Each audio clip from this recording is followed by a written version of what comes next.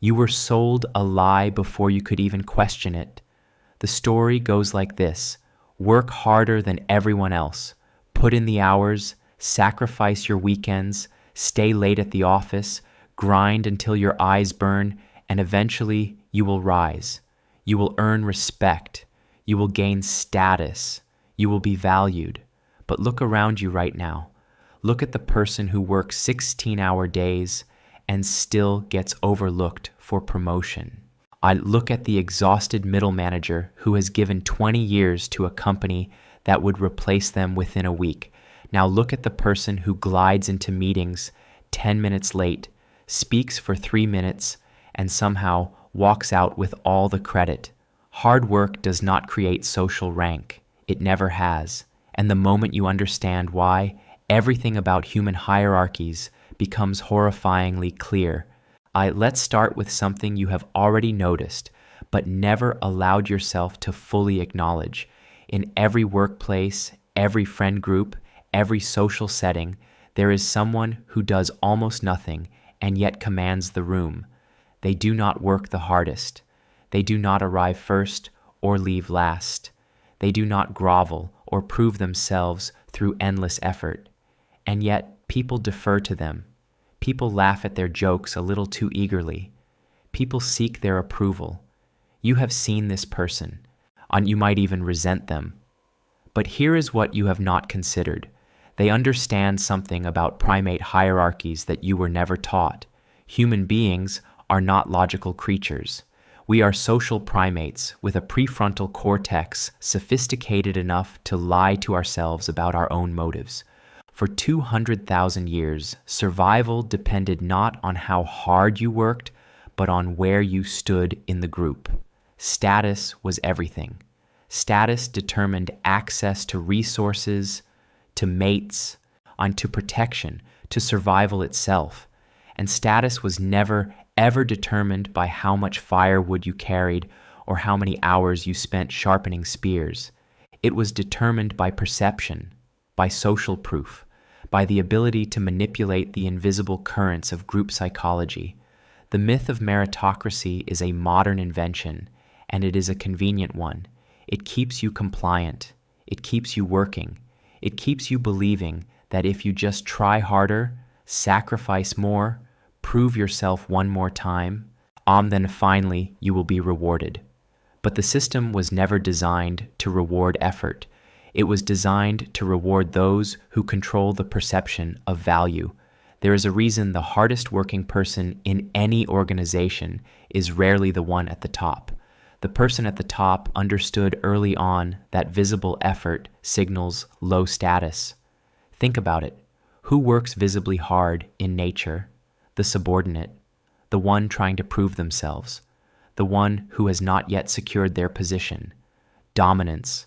A true dominance appears effortless. The alpha does not scramble. The alpha does not justify. The alpha simply is, and everyone else organizes themselves around that central point of gravity. When you work overtime, when you send emails at midnight, when you publicly demonstrate your exhaustion, you are not signaling competence. You are signaling that you are still trying to earn a position you do not yet have.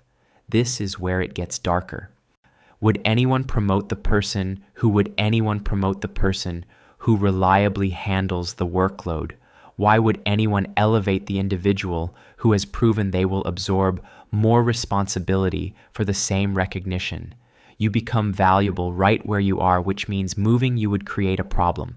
So you stay, you work harder, believing effort will be noticed, and it is noticed. It is noticed and deliberately unrewarded because rewarding you would disrupt a system that benefits from your labor. Let's look at a historical example that makes this unbearably clear. In the court of Louis XIV, the Sun King, the French nobility were required to attend elaborate rituals at Versailles. They would spend hours, sometimes entire days, watching the king wake up, eat, take walks, go to sleep. These were not productive activities. No one was working hard. No one was building anything or solving problems. They were simply present, performing status. And here is the key. The nobles who refused to participate, who stayed home to manage their estates and actually work lost influence, they lost status, they became irrelevant. Meanwhile, the ones who mastered the theater of the court, who understood that power was about proximity and perception, rose. Hard work on a rural estate meant nothing compared to 3 minutes of visible favor from the king. You live in a modern Versailles, and you do not even realize it. Your office, your industry, your social circles, they all operate on the same principles. Proximity to power matters more than competence. Perception matters more than performance. The ability to associate yourself with success matters infinitely more than the ability to create it. You have seen this play out 1,000 times. The person who attaches themselves to the right project at the right moment gets promoted. The person who actually did the work gets a thank you email if they are lucky. Now, before you assume this is about office politics or corporate culture, understand that this runs deeper. This is neurological. This is evolutionary. The human brain is wired to assess status instantaneously, and it does so through a series of subconscious signals that have nothing to do with effort, posture, tone of voice, eye contact, response time, the amount of space someone takes up in a room, the way others orient their bodies toward them. These are the metrics your brain uses to construct a social hierarchy, and none of them correlate with how hard someone works. There is a study from Princeton where researchers showed participants photographs of political candidates for less than 1 second. Based on nothing but a brief glance, participants predicted the winner of the election with shocking accuracy. And they were not analyzing policy or competence or work ethic. They were reading facial cues that signaled dominance and trustworthiness. Status is assigned in milliseconds. Based on ancient patterns, your conscious mind does not even register. By the time you open your mouth to prove how hard you have worked, the judgment has already been made. Here is the part that will make you uncomfortable. You already know this. On some level, you have always known this, and you have watched people with less skill and less dedication rise faster than you. You have seen nepotism, favoritism, and sheer charisma triumph over competence again and again, but you cling to the idea that hard work matters because the alternative is terrifying. The alternative is accepting that the game is not fair, that effort is not enough, that you have been optimizing for the wrong variables your entire life. Let's go deeper into the mechanics. Social rank is not created, it is claimed. And it is maintained through a carefully balanced performance of competence and scarcity. Competence alone is not enough, because competence without scarcity makes you a tool. You become the person others rely on, which paradoxically lowers your status. You are the one who can be called at any time, who will handle the problem, who will pick up the slack. You are dependable, and dependable means subordinate. Scarcity, on the other hand, creates value. When your time is scarce, when your attention is difficult to obtain, when you are not always available to solve every problem, people assign you higher status. This is why the busiest person is rarely the most important person. The most important person controls access to themselves. They create the perception that their input is rare and therefore valuable. They do not respond to every email immediately. They do not attend every meeting. They do not demonstrate their work ethic through visible suffering. And they demonstrate their value through selective unavailability. You see this in dating, in business, in every social domain. The person who is always available is the person who is taken for granted, the person who maintains boundaries, who implies through their behavior that they have options, that their time is valuable, that access to them is a privilege. That person is pursued. Hard work makes you available. It makes you the one who will always say yes, always take on more, always be there. And that availability destroys your status. There is a concept in behavioral psychology called intermittent reinforcement. It is the most powerful tool for creating obsession and desire.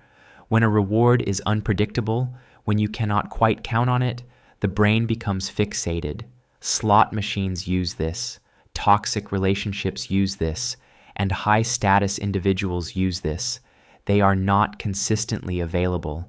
They are not reliably responsive. They give attention and approval unpredictably, which makes that attention infinitely more valuable. Meanwhile, you are working nights and weekends, being the reliable one, the one who always delivers.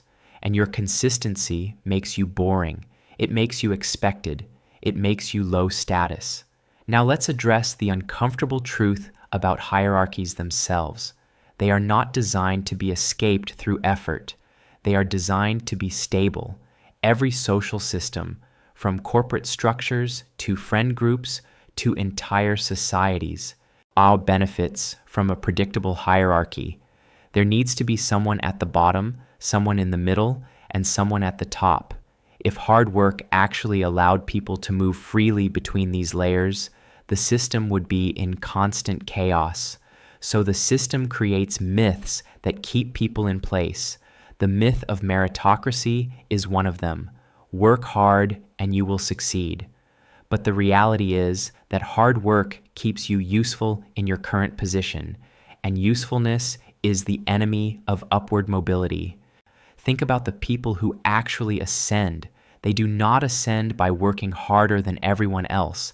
They ascend by changing the game, by refusing to play by the existing rules, by creating a new metric for value that they already dominate. Steve Jobs did not outwork every engineer at Apple. He redefined what Apple was and positioned himself as the singular vision behind it. Elon Musk does not work harder than the thousands of engineers at SpaceX and Tesla. He controls the narrative, and he makes himself the story. The work happens around him, but the status flows to him. This is the difference between labor and leverage. Labor is what you do with your time. Leverage is what you do with perception. And perception is always more powerful. You can labor for decades and remain invisible, or you can understand leverage, position yourself correctly, and rise in months. The people at the top are not the hardest workers. They are the best manipulators of social perception. Let's talk about visibility, because this is where most people fail. They assume that good work speaks for itself. It does not. It never has. Good work, done quietly, benefits whoever takes credit for it. If you solve a problem and no one knows you solved it, you get nothing. If someone else mentions in the right meeting that they were involved, even tangentially, they get the status. You get the satisfaction of a job well done, which pays for nothing. And this is why self-promotion is not optional. It is not narcissism. It is survival. The people who rise are the people who ensure that their contributions are visible to those who control advancement. They do not work in silence, hoping someone will notice. They strategically attach their name to wins, distance themselves from failures, and make sure the right people see them in the right light. This feels dirty to you because you were taught that humility is a virtue. But humility is only a virtue for those who want you to stay beneath them. Here is a dark observation from anthropology. In chimpanzee troops, the alpha male is not the strongest. He is the best at forming coalitions. He is the one who can read social dynamics, who knows when to fight and when to groom, who understands that power is not about individual dominance, but about collective perception. The strongest chimp, the one who could win any physical fight, often remains subordinate because he lacks the social intelligence to build alliances. Humans are no different. Your hard work is your strength, but without alliances, without social positioning, without the ability to navigate coalitions, your strength is irrelevant. You have been optimizing your skills when you should have been optimizing your relationships. You have been trying to become indispensable through competence when you should have been becoming visible through association. And the person who has lunch with the decision maker once a week will always outrank the person who works 80 hours in isolation, always. Let's examine what actually creates rank. First, association. You are judged by proximity. If you are seen with high-status individuals, you are assumed to be high status. This is why networking is not about collecting contacts. It is about being seen in the right rooms with the right people. Second, narrative control. And the story people tell about you matters more than the reality of what you do. If the narrative is that you are essential, innovative, connected, you will be treated accordingly. If the narrative is that you are reliable and hardworking, you will be used accordingly. Third, scarcity and selectivity. The less available you are, the more valuable your time appears.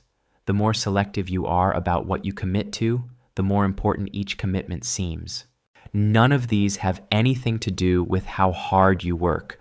All of them determine where you rank. Now here is the truly bitter part.